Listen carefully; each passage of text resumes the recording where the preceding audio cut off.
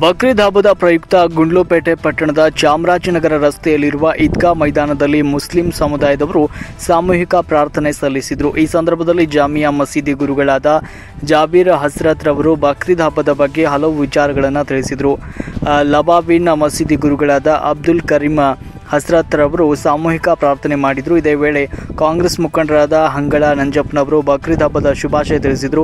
ಈ ಸಂದರ್ಭದಲ್ಲಿ ಜಾಮಿಯಾ ಮಸೀದಿ ಅಧ್ಯಕ್ಷರಾದ ಸರ್ದಾರ್ ರವರು ಹಾಗೂ ಸಮುದಾಯದ ಮುಖಂಡರುಗಳು ಹಾಗೂ ಸಂಘ ಸಂಸ್ಥೆಯ ಮುಖಂಡರಾದ ಕರ್ನಾಟಕ ಕಾವಲು ಪಡೆಯ ತಾಲೂಕು ಅಧ್ಯಕ್ಷರಾದ ಎ ಅಬ್ದುಲ್ಲಾ ಮಾಲಿಕ್, ಅಬ್ದುಲ್ ರಶೀದ್, ಸಾದಿಕ್ ಪಾಷಾ, ಶಕೀಲ್, ಎಸ್ಡಿಪಿಐ ಇಮ್ರಾನ್ ಅಕ್ರಮ್ ಸೇರಿದಂತೆ ಇತರರು ಈ ಸಂದರ್ಭದಲ್ಲಿ ಹಾಜರಿದ್ದರು। जो खुद अपने ही बच्चे के गले पर छुरी चला रहा हो। लेकिन मुसलमानों, ये कोई ख्वाब नहीं था, मेरा और आपका ख्वाब नहीं था, मेरा और आपका ख्वाब छोटा हो सकता है। हज़रत इब्राहीम अलैहिस्सलाम यहाँ तक के नबी का ख्वाब भी सच्चा है, नबियों की ख्वाब भी वही के बराबर है और हज़रत इब्राहीम अलैहिस्सलाम का ख्वाब भी सच्चा था। अगर अल्लाह चाहे हुक्म दे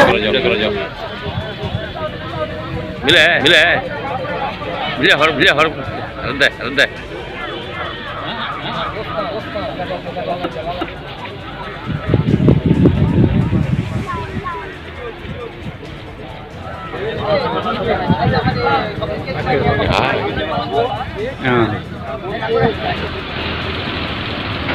हवा कैटन